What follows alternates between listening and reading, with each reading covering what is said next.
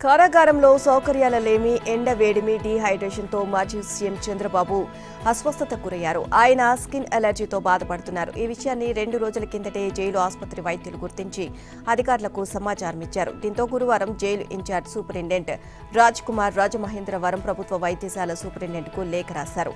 చంద్రబాబుకు వైద్య పరీక్షలు నిర్వహించేందుకు డెర్మటాలజిస్ట్ను పంపించాలి అంటూ కోరారు. జీజీహెచ్ సూపరింటెండెంట్ లక్ష్మీ సూర్యప్రభ అప్పటికప్పుడు 2 డెర్మటాలజిస్టులకు ఈ బాధ్యత అప్పగించారు. జైలు వద్దకు వచ్చిన వైద్యులను సరైన పత్రాలు లేవంటూ జైలు సిబ్బంది వారిని లోపలికి అనుమతించలేదు. దీంతో కాసేపటికి సూపరింటెండెంట్ లేఖ తీసుకొచ్చారు. సాయంత్రం 5:45 2 డాక్టర్లు జైలు లోపలికి వెళ్లారు. తిరిగి 6:30 గంటలకు బయటకు వచ్చారు. చంద్రబాబుకు గడ్డం, చేతులు, ఛాతీపై దద్దుర్లు వచ్చినట్లు సమాచారం. ఆయన పరీక్షించిన వైద్యులు కొన్ని మందులు రాశారని, జైలు మెడికల్ సిబ్బంది వాటిని చంద్రబాబుకు ఇచ్చారని తెలుస్తోంది.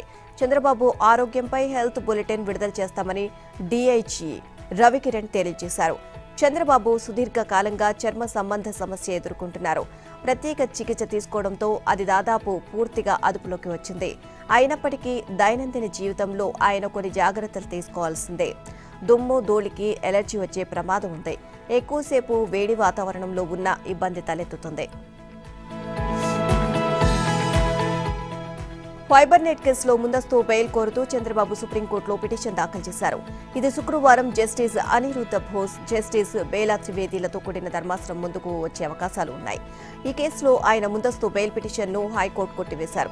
అలాగే ఈ కేసులో ఆయన్ను విచారించేందుకు సిఐడి దాఖలు చేసిన పీటీ వారెంట్ను విజయవాడ ఏసీబీ కోర్టు అనుమతించింది. ఆయన్ను ఈ నెల 16న కోర్టులో హాజరుపరచాలని ఆదేశించింది. తనపై సిఐడి అధికారులు నమోదు చేసిన స్కిల్ డెవలప్మెంట్ కేసును కొట్టివేయాలంటూ చంద్రబాబు దాఖలు చేసిన క్వాష్ పిటిషన్పై ఇదే ధర్మాసనం ముందు శుక్రవారం విచారణ కొనసాగనుంది. ఫైబర్ నెట్ కేసులో చంద్రబాబును ఈ నెల 16వ తేదీన తన ముందు హాజరుపరచాలని విజయవాడ ఏసీబీ కోర్టు ఆదేశించింది. ఈ కేసులో ఆయన A25గా ఉన్నారని, విచారించడానికి అనుమతి ఇవ్వాలని సిఐడి అధికారులు కొద్ది రోజుల కింద పీటీ వారెంట్ దాఖలు చేశారు. దీన్ని అనుమతిస్తూ న్యాయాధికారి హిమబిందు తీర్పు వెలువరించారు. దాన్ని శుక్రవారానికి వాయిదా వేయాలని చంద్రబాబు తరపు న్యాయవాదులు చేసిన అభ్యర్థనను తోసిపుచ్చారు. ఇప్పటికే వాదనలు పూర్తయ్యాయని, గురువారం తీర్పు ఇస్తానని కూడా చెప్పానని, వెలువరిస్తానని ఆమె స్పష్టం చేశారు. 16న చంద్రబాబును కోర్టు ఎదుట హాజరుపరచాలని, అందుకు తగు ఏర్పాట్లు చేయాలని జైలు అధికారులను ఆదేశించారు. సాగునీటి ప్రాజెక్టుల సందర్శన నేపథ్యంలో అంగళ్లు కూడలిలో చోటు చేసుకున్న ఘటనకు సంబంధించి తనపై పెట్టిన కేసులో ముందస్తు బెయిల్ మంజూరు చేయాలని కోరుతూ చంద్రబాబు వేసిన పిటిషన్పై తీర్పును హైకోర్టు వాయిదా వేసింది. ఇరుపక్షాల వాదనలు ముగియడంతో తీర్పును రిజర్వ్ చేస్తున్నట్లు న్యాయమూర్తి జస్టిస్ కె సురేష్ రెడ్డి ప్రకటించారు. శుక్రవారం నిర్ణయాన్ని ప్రకటిస్తామని తెలియజేశారు. అన్నమయ్య జిల్లా ముదివేడు పోలీసులు తనపై నమోదు చేసిన కేసులో ముందస్తు బెయిల్ కోరుతూ చంద్రబాబు దాఖలు చేసిన వ్యాజ్యం గురువారం విచారణకు వచ్చింది. ఆయన తరపున సీనియర్ న్యాయవాది పోసాని వెంకటేశ్వర్లు వాదనలు వినిపించారు. చంద్రబాబు ర్యాలీ అంగళ్లు కూడలికి చేరుకోగానే అధికార పార్టీకి చెందిన ఫిర్యాదుదారు, వైసీపీ మద్దతుదారులు ఆయన కాన్వాయ్పై రాళ్ల దాడి చేశారు. వాళ్లే దాడి చేసి ఘటన జరిగిన 4 రోజుల తర్వాత చంద్రబాబుపై దురుద్దేశపూర్వకంగా ఫిర్యాదు చేశారు. ఆలస్యంగా కేసు నమోదు చేయడానికి కారణాలేంటో ఎఫ్ఐఆర్లో పేర్కొనలేదు. ఘటనలో ఫిర్యాదుదారునికి గానీ, ఆయన అనుచరులకు గానీ ఎలాంటి తీవ్ర గాయాలు కాలేదు. ఫిర్యాదులో పేర్కొన్న గాయాలకు, మెడికల్ రిపోర్టులో పేర్కొన్న గాయాలకు తేడా ఉంది. ఈ ఉత్తర్వులను సవాల్ చేస్తూ పోలీసులు సుప్రీంకోర్టును ఆశ్రయించగా జోక్యం చేసుకోవడానికి సర్వోన్నత న్యాయస్థానం నిరాకరించింది. ఈ అంశాలను పరిగణలోకి తీసుకుని చంద్రబాబుకు బెయిల్ మంజూరు చేయండి అని కోరారు. పోలీసుల తరపున అదనపు ఏఏజీ పొన్నబోలు సుధాకర్ రెడ్డి వాదనలు వినిపించారు. చంద్రబాబు ప్రోద్బలంతోనే ఘటన జరిగింది. దాడిలో పోలీసులకు గాయాలయ్యాయి. రాజకీయ కారణాలతో కేసు నమోదు చేశారు అనే ఆరోపణల్లో వాస్తవం లేదు. బెయిల్ పొందేందుకు ఆయన అనర్హుడు. వ్యాజ్యాన్ని కొట్టివేయండని కోరారు. చంద్రబాబుపై కేసులను బీజేపీపై నిందపడేలా సీఎం జగన్ ఉపయోగించుకుంటున్నారని కేంద్ర హోంమంత్రి అమిత్ షా అన్నట్లు లోకేష్ వెల్లడించారు. తమపై అనవసరంగా నిందపడినట్లు ఆయన తెలిపారని చెప్పారు. బుధవారం అమిత్ షాను కలుసుకున్నప్పుడు అన్ని విషయాలు తాను తెలియజేశానని లోకేష్ తెలియజేశారు. చంద్రబాబుపై బూటకపు కేసులు మోపి అరెస్ట్ చేసిన వైనం, తనపై కూడా అక్రమ కేసులు బనాయించిన తీరును సమగ్రంగా వివరించానని, కేంద్రం జోక్యం చేసుకోవాలని కోరారని తెలియజేశారు. ఏది సరైనదో దానికి మద్దతునియ్యాలి అని అమిత్ షాను కోరానన్నారు. జరిగింది రాజకీయ కక్ష సాధింపు చర్య, వేధింపులేనని తాను వివరించానని తెలియజేశారు. మంత్రి ధర్మాన ప్రసాదరావుతో పాటు తిరుపతి ఎంపీ కూడా చంద్రబాబు అరెస్టు వెనుక బీజేపీ ఉన్నట్లు వ్యాఖ్యానించారని, అరెస్టు జరిగినప్పుడు తాను దేశంలోనే లేనని జగన్ స్వయంగా చెప్పడం ద్వారా పరోక్షంగా బీజేపీ దీని వెనుక ఉన్నట్లు సంకేతాలు పంపించారని అన్నారు. ఈ విషయం బీజేపీ నాయకత్వానికి తెలిసి ఆందోళన చెందినట్లు కనిపిస్తోంది అని లోకేష్ తెలియజేశారు. మొత్తం ఉదంతానికి సంబంధించి తమపైనే నిందపడుతున్న విషయం బీజేపీ నాయకత్వం బలంగా అభిప్రాయపడుతున్నట్లు కనపడుతోంది అన్నారు. నారా లోకేష్ ను కేంద్ర హోంమంత్రి అమిత్ షా పిలిపించుకొని మాట్లాడడం వెనుక తెలంగాణ బీజేపీ నేతలు ఉన్నట్లు తెలిసిందే. ఈ విషయాన్ని బీజేపీ ఉన్నత స్థాయి వర్గాలు టీడీపీ ముఖ్యులకు తెలియజేశాయి. ఆ వర్గాలు వెల్లడించిన సమాచారం ప్రకారం 3 రోజుల క్రితం అమిత్ షా తెలంగాణ పర్యటనకు వెళ్లినప్పుడు అక్కడి బీజేపీ ముఖ్య నేతలతో సమావేశమయ్యారు. ఈ సందర్భంగా తెలంగాణ బీజేపీ అధ్యక్షుడు కిషన్ రెడ్డి, ఇతర నేతలు హైదరాబాద్, దాని చుట్టుపక్కల తాము ఎదుర్కొంటున్న సమస్య గురించి ఆయనకు వివరించారు. చంద్రబాబు అరెస్టు వెనుక బీజేపీ ఉందని, హైదరాబాద్లో స్థిరపడిన సీమాంధ్రులు బలంగా నమ్ముతున్నారని, తాము ఎన్నికల ప్రచారానికి ఎక్కడకు వెళ్లినా దీనిపై నిలదీస్తున్నారని అమిత్ షాకు తెలియజేశారు. ఇదే పరిస్థితి కొనసాగితే గ్రేటర్ హైదరాబాద్లో వారి ఓట్లు పడే పరిస్థితి కనిపించడం లేదని, దీనివల్ల అంతిమంగా కాంగ్రెస్కు లబ్ధి చేకూరే అవకాశం కనిపిస్తోందని వారు ఆందోళన వ్యక్తం చేశారు. ఈ సమస్యకు ఏదో ఒక పరిష్కారం కనుగొనాలి అని విజ్ఞప్తి చేశారు. దీంతో అమిత్ షా అక్కడి నుంచే ప్రధాని నరేంద్ర మోదీకి ఫోన్ చేసి ఈ విషయం చెప్పారు. చంద్రబాబు తనయుడు లోకేష్ ను పిలిపించి మాట్లాడి బీజేపీకి దీంతో సంబంధం లేదని స్పష్టత ఇవ్వాలని మోదీ సూచించారు. ఆయన సలహాతో అమిత్ షా 2 రోజుల క్రితమే లోకేష్ ను తన వద్దకు రావాలని కబురు పంపించారు. మంగళవారమే పూర్తవుతుంది అనుకున్న సిఐడి విచారణ మరో రోజు కొనసాగడంతో బుధవారం విచారణ పూర్తి కాగానే లోకేష్ ఢిల్లీకి బయలుదేరారు.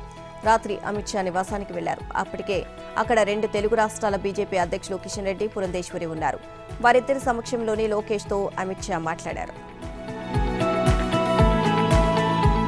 చంద్రబాబు ఏం తప్పు చేశారని జైల్లో పెట్టారని ఆయన సతీమణి నారా భువనేశ్వరి ప్రశ్నించారు. ఈ రోజు ఏపీ ప్రజల్లోనూ తెలుగుదేశం పార్టీ కార్యకర్తలను ఒకటే ఆవేదన. అసలు చంద్రబాబు ఏం తప్పు చేశారని జైల్లో పెట్టారు? ఏపీని అభివృద్ధి చేసినందుక, ప్రజలు ఉన్నంతగా జీవించాలని తప్పించినందుక? అదే తప్పు అంటే ప్రజలకు దిక్కెవరు అని భువనేశ్వరి ప్రశ్నించారు. చంద్రబాబు అక్రమ అరెస్టుపై తమకు సంఘీభావం తెలుపుతున్న ప్రతి ఒక్కరికి ధన్యవాదాలు తెలియజేశారు. త్వరలోనే చంద్రబాబు విడుదలవుతారని, ప్రజాక్షేత్రంలోకి వస్తారని భువనేశ్వరి అన్నారు. గురువారం కృష్ణా జిల్లా కంకిపాడులోని కొమరవోలు గ్రామానికి చెందిన మహిళలు, ప్రజలు పెద్ద ఎత్తున తరలివచ్చి రాజమహేంద్రవరంలో భువనేశ్వరికి సంఘీభావం తెలిపారు. గతంలో భువనేశ్వరి కొమరవోలు గ్రామాన్ని దత్తత తీసుకుని అభివృద్ధి చేశారు.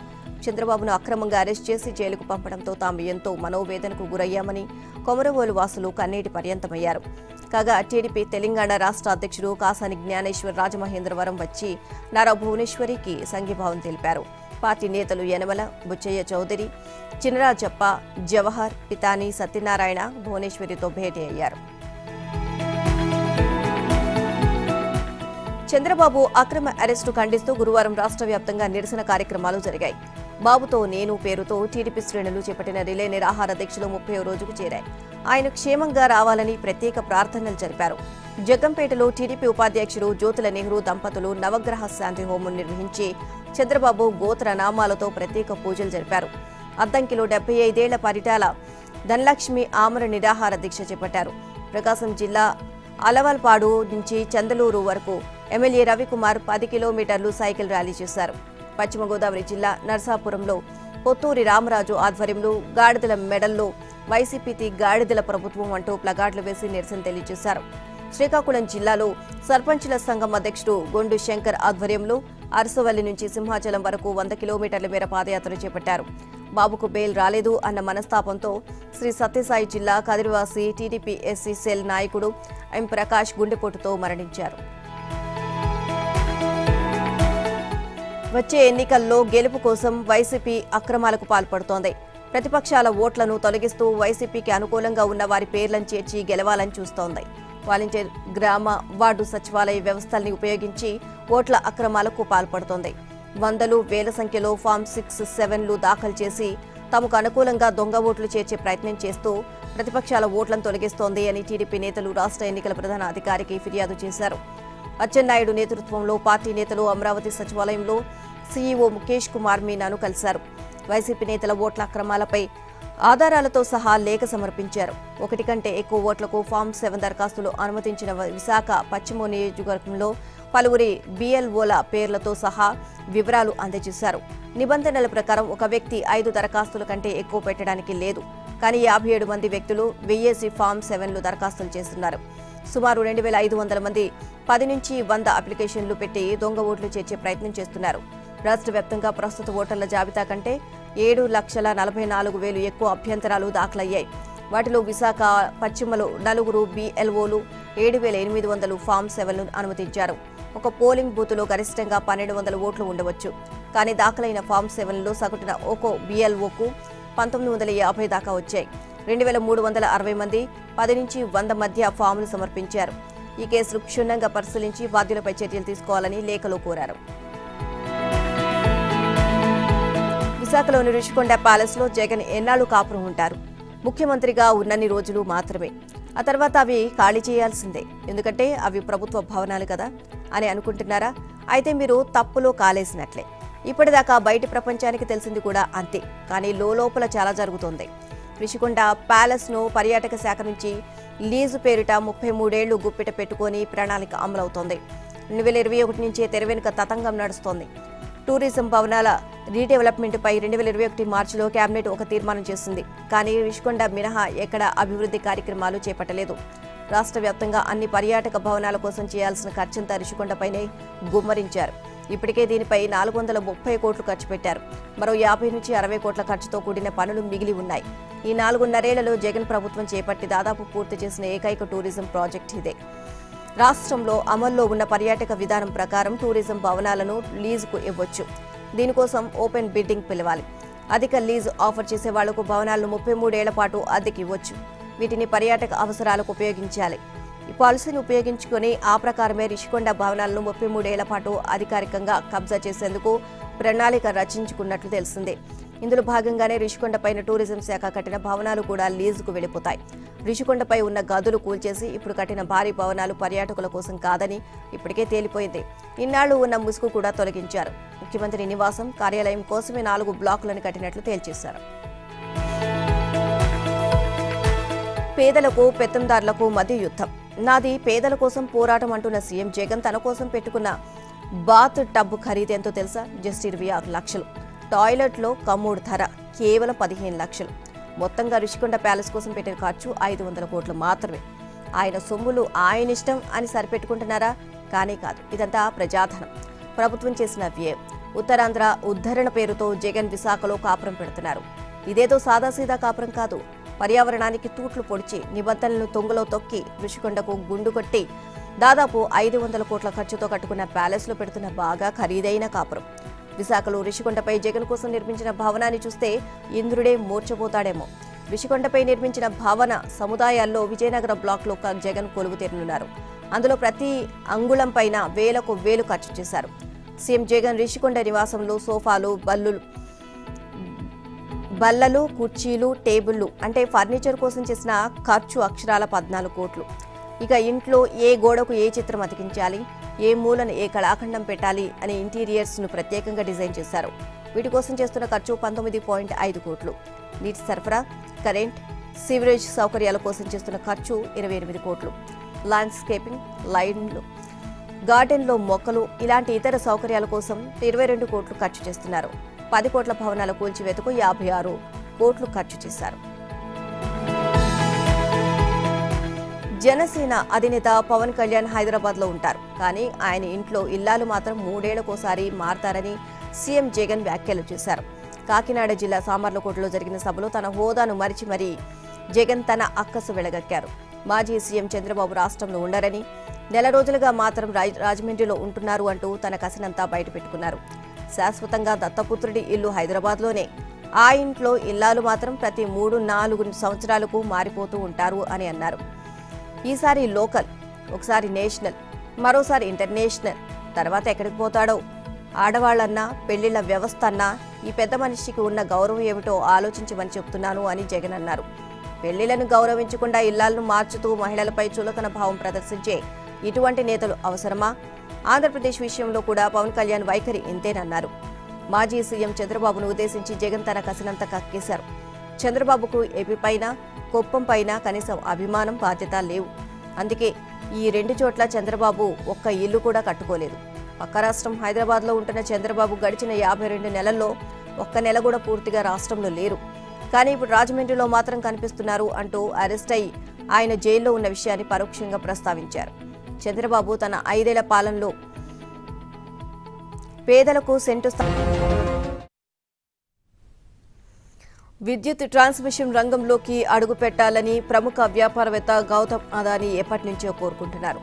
ట్రాన్స్మిషన్ నెట్వర్క్లో భాగస్వామి కావాలని ఆకాంక్షిస్తున్నారు. వేల కోట్ల లాభాలు ఆర్జించే రాష్ట్ర విద్యుత్ ట్రాన్స్మిషన్ కార్పొరేషన్ సొంతం చేసుకునేందుకు అదానీ ప్రయత్నాలు చేస్తున్నారు అంటూ రాష్ట్ర ఇంధన సంస్థల ఉద్యోగులు గుసగుసలాడుకుంటున్నారు. అయితే అదానీ వంటి బడా వ్యాపారవేత్తలకు లైన్ క్లియర్ చేసేలా వైసీపీ సర్కార్ కీలక నిర్ణయం తీసుకుంది. విద్యుత్ ట్రాన్స్మిషన్ రంగంలోకి ప్రైవేట్ సంస్థలు ప్రవేశించే వెసులుబాటు కల్పిస్తూ ఏపీఈఆర్సీ ట్రాన్స్మిషన్ నెట్వర్క్ టారిఫ్ సవరణలు చేసింది. ఈ మేరకు సవరణ గెజిట్ విడుదల చేసింది. ఇది విద్యుత్ రంగం ప్రైవేటీకరణకు తొలి మెట్టుగా రాష్ట్ర ఇంధన సంస్థల ఉద్యోగులు పేర్కొంటున్నారు. రాష్ట్రంలో 100 కోట్ల అంచనాలు దాటిన విద్యుత్ ట్రాన్స్మిషన్ నెట్వర్క్ పనులకు అప్పగించేందుకు వీలుగా ప్రత్యేకంగా ట్రాన్స్మిషన్ అథారిటీని ఏర్పాటు చేస్తారు. ఇకపై 100 కోట్లు దాటిన విద్యుత్ నెట్వర్క్ పనులు రాష్ట్రంలో చేపట్టాలంటే ఈ అథారిటీ ఏ టెండర్లు పిలుస్తోంది. గతంలో ఈ లైన్లను నేరుగా ఏపీ ట్రాన్స్కో చేపట్టేది. ఇప్పుడు ప్రైవేటు సంస్థలతో తాను కూడా పోటీ పడుతూ బిడ్లు వేయాల్సి ఉంటుంది. వీటిలో ట్రాన్స్కో L1గా వస్తేనే దానికి పనులు దక్కుతాయి, లేదంటే వెనుదిరగాల్సిందే. విద్యుత్ రంగం క్రమంగా ప్రైవేటీకరణ దిశగా అడుగులు వేసేందుకు సిద్ధమవుతోంది. ఇప్పటిదాకా విద్యుత్ ఉత్పత్తిని ప్రైవేటు యాజమాన్యాలు చేపడుతున్నాయి. విద్యుత్ విక్రయ రంగంలోకి కూడా ప్రైవేట్ సంస్థలు చేరతాయని ఎప్పటి నుంచో ప్రచారం జరుగుతోంది. మహారాష్ట్రలో టాటా వంటి సంస్థలు విద్యుత్ పంపిణీ సంస్థలు ఏర్పాటు చేసిన విజయవంతం కాలేదు. తాజాగా విద్యుత్ రంగంలో లాభసాటి వ్యాపారంగా ఉన్న ట్రాన్స్మిషన్ నెట్వర్క్ పైన ప్రైవేటు సంస్థలు కన్నేశాయి. సిబిఐ అయినా ఎన్ఐఏ అయినా ఏ కేసులోనైనా తమకు నచ్చినట్లుగా దర్యాప్తు చేయాల్సిందే, లేదంటే దర్యాప్తు సంస్థలపైనే కేసులు పెడతారు, కోర్టులకెక్కుతారు. కోడికత్తి కేసులోనూ ఇదే జరుగుతోంది. విశాఖ విమానాశ్రయం లాంచ్లో తనపై కోడికత్తితో దాడి చేసిన ఘటనపై లోతైన దర్యాప్తు జరపాల్సిందిగా ఎన్ఐఏను ఆదేశించాలని కోరుతూ సీఎం జగన్ హైకోర్టును ఆశ్రయించారు. 2019 ఎన్నికలకు ముందు విశాఖ ఎయిర్పోర్ట్లో జగన్పై అక్కడి రెస్టారెంట్లో పనిచేసే శ్రీనివాస్ కోడికత్తితో దాడి చేశారు. జగన్పై హత్యాయత్నం జరిగిందని, దీని వెనుక చంద్రబాబు ఉన్నారని అప్పట్లో వైసీపీ నేతలు హంగామా సృష్టించారు. అయితే కేవలం జగన్పై సానుభూతి వచ్చేందుకు, సంచలనం సృష్టించేందుకే శ్రీనివాస్ ఈ పని చేసినట్లు అప్పుడే నిర్ధారణ అయింది. దీనికి పూర్తి ఆధారాలు లభించాయి. అయితే ఈ సంఘటన విమానాశ్రయంలో జరిగిన నేపథ్యంలో కేసు దర్యాప్తును ఎన్ఐఏ చేపట్టింది. కోడికత్తి దాడి కేసులో ఎలాంటి కుట్రకోణం లేదు అని తేల్చింది. ఛార్జ్షీట్ నమోదు చేసిన కోర్టు విచారణ షెడ్యూల్ను ప్రకటించింది. సాక్షుల వాంగ్మూలం నమోదు ప్రక్రియ జరిగే సమయంలో తనకు వ్యక్తిగత హాజరు నుంచి మినహాయించాలని, కుట్రకోణంపై లోతైన విచారణ జరిపేలా దర్యాప్తు సంస్థను ఆదేశించాలని ఎన్ఐఏ కోర్టులో జగన్ పిటిషన్లు వేశారు. దీనిపై కోర్టు కుట్రకోణంలో లోతైన దర్యాప్తు చేయాలన్న అభ్యర్థనను తోసిపుచ్చింది. ఈ ఉత్తర్వులపై జగన్ హైకోర్టును ఆశ్రయించారు. వ్యాజ్యం దాఖలు సమయంలో సాంకేతిక కారణాలతో రిజిస్ట్రీ అభ్యంతరం లేవనెత్తారు. తగిన ఉత్తర్వుల కోసం శుక్రవారం న్యాయమూర్తి జస్టిస్ కె శ్రీనివాస్ రెడ్డి వద్ద విచారణ కేసుల జాబితాలో ఉంచారు. రాష్ట్రంలోని వెనుకబడిన ప్రాంతాలపై స్పష్టత లేని వ్యక్తి ముఖ్యమంత్రిగా కొనసాగుతుండడం ప్రజలు చేసుకున్న దురదృష్టమని సిపిఐ రాష్ట్ర కార్యదర్శి కె రామకృష్ణ అన్నారు. వేల కోట్లతో ఏర్పాటైన అమరావతిని ధ్వంసం చేసి 3 రాజధానులకు మొగ్గు చూపడం ఏంటి అంటే సుప్రీంకోర్టు ఉత్తర్వులను జగన్ ధిక్కరించడమేనని అన్నారు. ఉమ్మడి ఏపీలో రాయలసీమ జిల్లాలతో పాటు ఉత్తరాంధ్రలోని శ్రీకాకుళం, విజయనగరం, విశాఖపట్నం మొత్తం 7 జిల్లాలను వెనుకబడిన ప్రాంతాలుగా రాష్ట్ర విభజన చట్టంలో స్పష్టంగా పొందుపరిచారని ఆయన సందర్భంగా గుర్తు చేశారు. ముఖ్యమంత్రి జగన్ కేవలం విశాఖ జిల్లా కేంద్రంగా పరిపాలన కొనసాగిస్తూ అక్కడి జిల్లాలపై దృష్టి సారించే యోచన చేయడం, సీమ జిల్లాల పట్ల పూర్తిగా నిర్లక్ష్యం వహించడమేనని మండిపడ్డారు. రాష్ట్ర విభజన అనంతరం నీటి వాటాలపై నిర్ణయాలు తీసుకున్న తరువాత కేంద్ర ప్రభుత్వం అందుకు విరుద్ధంగా వ్యవహరిస్తోంది అన్నారు. ఈ వ్యవహారంలో సీఎం జగన్ నోరు మెదపకపోవడం దుర్మార్గమని అన్నారు. ఈ నేపథ్యంలో కేంద్ర, రాష్ట్ర ప్రభుత్వాలపై సమైక్య ఉద్యమానికి శ్రీకారం చుడతామని చెప్పారు. ఈ నెల 18న కడపలో సదస్సు ఏర్పాటు చేశామన్నారు. తెలంగాణలో ఎన్నికలకు నగారం మోగడంతో రాష్ట్రంలోని పార్టీలన్నీ అప్రమత్తమయ్యాయి. ఎన్నికల్లో గెలిపే లక్ష్యంగా ఓటర్లను ఆకర్షించేందుకు పలు తాయిలాలు, బహుమతులను అందించేందుకు సిద్ధమయ్యాయి. ఆ పార్టీ, ఈ పార్టీ అనే తేడా లేదు, అన్నిటిది అదే దారి. అందున ఈ ఎన్నికల్లో పోటీ 3 పార్టీల మధ్య ఉండడంతో ఎట్టి పరిస్థితుల్లో ఓట్లు చీలకుండా అన్ని తమకే పడాలి అన్న దృఢ సంకల్పంతో ఉన్నాయి. అందుకోసం ఒకదాన్ని మించి మరొకటి వ్యూహాలు రచిస్తున్నాయి. ఖర్చుకు ఎక్కడ వెనకాడొద్దు అని తమ అభ్యర్థులకు సూచిస్తున్నాయి. అయితే గెలుపు రేసులో ఉన్న 3 ప్రధాన రాజకీయ పార్టీల్లో ఇప్పటి వరకు బీఆర్ఎస్ మాత్రమే అభ్యర్థులను ప్రకటించారు. కాంగ్రెస్, బీజేపీలో సీట్ల కేటాయింపుపై ఇంకా స్పష్టత రాలేదు. 75 స్థానాల్లో తమ అభ్యర్థులు ఎవరు అన్న దానిపై కాంగ్రెస్ పార్టీకి స్పష్టత వచ్చినా ఇంకా జాబితా ప్రకటించలేదు. మిగతా స్థానాలను కూడా ఖరారు చేశాక అన్నిటినీ ఒకేసారి ప్రకటించాలి అని ఆ పార్టీ అగ్రనేతలు భావిస్తున్నారు. ఇక మరో జాతీయ పార్టీ అయిన బీజేపీలోనూ ఇదే పరిస్థితి. అయినప్పటికీ పార్టీలన్నీ తమ అభ్యర్థుల గెలుపునకు అవసరమైన ఆర్థిక వనరులను ఇప్పటి నుంచే సమకూరుస్తున్నట్లు తెలుస్తోంది. ఇందులో భాగంగా ఒక ప్రధాన పార్టీ అయితే ఇప్పటికే పలు నియోజకవర్గాలకు అక్కడి పరిస్థితులను బట్టి తొలి విడతగా ఖర్చుల నిమిత్తం డబ్బును పంపిణీ చేసినట్లు సమాచారం. ఈసీ ఇంకా ఏం చేస్తుందో చూద్దాం. అధికారుల బదిలీ విషయంలో మనమేమీ మాట్లాడాల్సిన అవసరం లేదు. మన పని మనం చేసుకుంటూ వెళ్దామని సీఎం కేసీఆర్ అభిప్రాయపడినట్లు సమాచారం. పార్టీ కీలక నేతలు కేటీఆర్, హరీష్ రావుతో గురువారం కేసీఆర్ భేటీ అయ్యారు. ఎన్నికల ప్రచారం, సభల నిర్వహణ తదితర అంశాలపై చర్చించారు. ఈ భేటీలో బదిలీల అంశం ప్రస్తావనకు వచ్చింది. ఎన్నికల కమిషన్ ఇంకా మరికొందరు అధికారులను బదిలీ చేసే అవకాశం ఉందంటూ జరుగుతున్న చర్చ గురించి కూడా మంత్రులు కేసీఆర్ దృష్టికి తీసుకువెళ్లగా బదిలీలపై వ్యతిరేకంగా మాట్లాడాల్సిన అవసరం లేదని ఆయన దిశానిర్దేశం చేసినట్లు తెలిసింది. త్వరలో మరోసారి భేటీ అయ్యి కేసీఆర్ పాల్గొన్న సభలు, సమావేశాల ప్రభావాన్ని పరిశీలించి తదుపరి కార్యాచరణపై చర్చించాలని సమావేశంలో నిర్ణయించారు. నర్సాపూర్ ఎమ్మెల్యే మదన్ రెడ్డి గురువారం ఉదయం నుంచి సాయంత్రం వరకు ప్రగతి భవన్లోని కేసీఆర్తోనే ఉన్నారు. నర్సాపూర్ అభ్యర్థిని ఇంకా ఖరారు చేయకపోవడంతో ఆందోళన చెందుతున్న ఆయన్ను మంత్రులు కేటీఆర్, హరీష్ రావు బుజ్జగించారు. ఆ నియోజకవర్గం నుంచి పోటీ చేసేందుకు మహిళా కమిషన్ చైర్పర్సన్ సునీత లక్ష్మారెడ్డికి అధిష్టానం ఇప్పటికే సంకేతాలు ఇచ్చినట్లు తెలుస్తోంది. రాష్ట్రంలో అసెంబ్లీ ఎన్నికలకు షెడ్యూల్ విడుదల కావడంతో ప్రధాన రాజకీయ పార్టీలు ఓట్ల వేటకు వ్యూహాలు సిద్ధం చేసుకుంటున్నాయి. ప్రత్యేకించి రైతుల ఓట్లే లక్ష్యంగా కార్యాచరణను పదును పెడుతున్నాయి. రాష్ట్రంలోని ఓటర్లలో అధిక శాతం రైతులే ఉండడంతో అన్ని పార్టీలు పోటాపోటీ హామీలు, పథకాలతో వారిని ఆకట్టుకునే ప్రయత్నం చేస్తున్నాయి. దీంతో రానున్న 50 రోజులు రాజకీయమంతా రైతుల చుట్టే తిరుగునుంది. ధరణి పోర్టల్, తెలంగాణ ప్రభుత్వం జారీ చేసిన పట్టాదారు పాసు పుస్తకాల లెక్క ప్రకారం రాష్ట్రంలో 69 లక్షల మంది రైతులు పట్టాదారులుగా ఉన్నారు. వీరు కాకుండా సుమారు 21 లక్షల మంది కౌలు రైతులు ఉన్నట్లు రైతు స్వరాజ్య వేదిక ఇటీవల చేయించిన సర్వేలో తేలింది. అంటే రైతులు, కౌలు రైతులు కలిపి 90 లక్షల మంది ఉన్నారు. ఈ 90 లక్షల కుటుంబాల ఓట్లు రాబోయే ఎన్నికల్లో చాలా కీలకం కానున్నాయి. దీంతో రైతులు, రైతు కుటుంబాలు ఏ పార్టీ వైపు మొగ్గు చూపుతాయి అనే ఉత్కంఠ నెలకొంది. బీఆర్ఎస్ మాత్రం రైతుల కోసం ఎన్నో పథకాలు అమలు చేస్తున్నామని, వారు తమ వైపే ఉన్నారని ధీమాతో ఉంది. ప్రధాన ప్రతిపక్షమైన కాంగ్రెస్ రైతులను తమ వైపు తిప్పుకునేందుకు కార్యాచరణ ప్రణాళిక రూపొందిస్తోంది. వరంగల్లో ప్రకటించిన రైతు డిక్లరేషన్, ఇటీవల తుక్కుగూడలో ప్రకటించిన 6 గ్యారంటీలతో రైతులను ఆకట్టుకునే ప్రయత్నం చేస్తోంది. మరోవైపు కేంద్రంలో అధికారంలో ఉన్న బీజేపీ పీఎం కిసాన్, ఎరువుల సబ్సిడీ పథకాలపై విశ్వాసంతో ఉంది. పీఎం కిసాన్ సాయాన్ని 6,000 నుంచి 8,000కు పెంచాలని యోచిస్తోంది. కాంగ్రెస్ కు సాయం చేస్తున్న 75 మంది జాబితాను తయారు చేసిన కేటీఆర్ దాన్ని కేంద్ర మంత్రి పీయూష్ గోయల్ కు ఇచ్చారు. వారిలో కొందరిని కేటీఆర్ స్వయంగా బెదిరిస్తున్నారు. బిడ్డా కేటీఆర్, గుర్తుపెట్టుకో, నీ అధికారం 45 రోజులే, ఆ తర్వాత కాంగ్రెస్ అధికారంలోకి వస్తుంది. ఆ వెంటనే ఇంత మితితో చెల్లిస్తాము అని పీసీసీ చీఫ్ రేవంత్ హెచ్చరించారు. కాంగ్రెస్ కు సాయం చేసే వారిని బెదిరిస్తే ఊరుకునేది లేదు అని స్పష్టం చేశారు. బీఆర్ఎస్ కు చెందిన పలువురు నేతలు రేవంత్ సమక్షంలో కాంగ్రెస్ కండువా కప్పుకున్నారు. కాంగ్రెస్ కార్యకర్తలపై బీఆర్ఎస్ ప్రభుత్వం అక్రమ కేసులు పెట్టి ఇబ్బందులు పెడుతోంది అని మండిపడ్డారు. మరో 45 రోజుల్లో తమ పార్టీ కార్యకర్తలకు మంచి రోజులు రాబోతున్నాయి అని అన్నారు. అప్పుడు అధికారులందరి సంగతి తేలుస్తామని, వారికి సైతం మిత్తెతో సహా ఇస్తామని హెచ్చరించారు.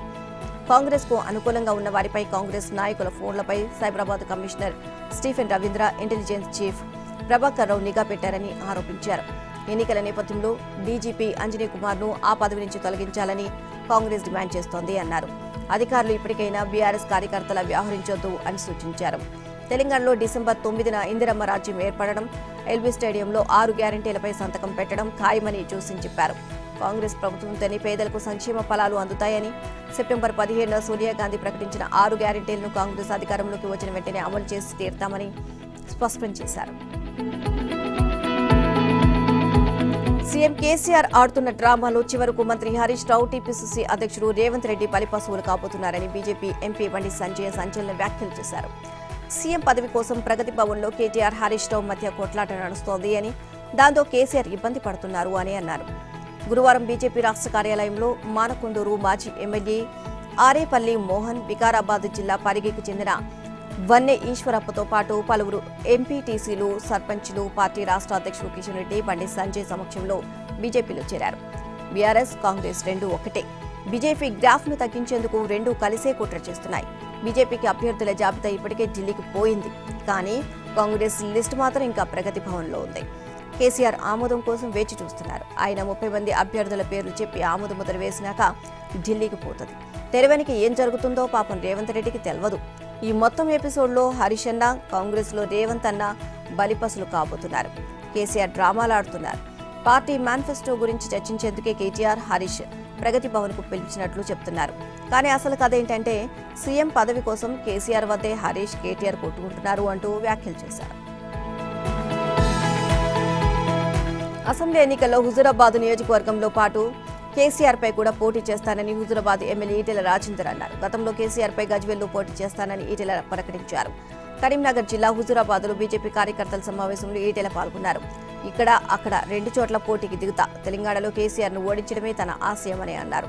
కొంతమంది చిల్లరగాళ్లను తలను కేసీఆర్ కోవట్టు అంటున్నారని, కేసీఆర్ వల్ల భూలోకంలోనే సంపూర్ణ నరకం అనుభవించిన వ్యక్తిని తానని, తెలంగాణలో రాజకీయ వాతావరణాన్ని పాడు చేసిన దుర్మార్గపు పార్టీ బీఆర్ఎస్ వచ్చే అసెంబ్లీ ఎన్నికల్లో కేసీఆర్ ప్రభుత్వం గద్దె దిగడం ఖాయమని అన్నారు. హుజూరాబాద్ ఉప ఎన్నికలు ఆదర్శంగా నిలిచాయి అని చెప్పారు. డబ్బులు లేకున్నా నాయకుడు కావచ్చు అని నిరూపించారని అన్నారు. హుజూరాబాద్ ప్రజలు పులిబిడ్డలు, బరిగీసి కొట్లాడే గడ్డ ఇది. మళ్లీ డబ్బులు పెట్టుకుని బీఆర్ఎస్ నాయకులు వస్తున్నారు. ఆ డబ్బులను తీసుకొని ఓటు మాత్రం బీజేపీకి వేయాలి. నన్ను చూసి భయపడే సీఎం కేసీఆర్ దళిత బంధు, గిరిజన బంధు, బీసీ బంధు పథకాలు ప్రవేశపెట్టారని వ్యాఖ్యలు చేశారు. భూమి, ఇల్లు, ఇతర స్థిరాస్తి కొనుగోలులో ఒప్పందం మేరకు చెల్లింపులకు తీసుకువెళ్తున్న నగదు హవాలా కింద సీజ్, పెళ్లిళ్లు, ఆసుపత్రి ఖర్చులకు చేబదులుగా తీసుకున్న డబ్బు వెంట ఉన్న సీజ్. చివరకు పెద్ద మొత్తంలో నగదు పట్టుకున్నట్లుగా పేరు.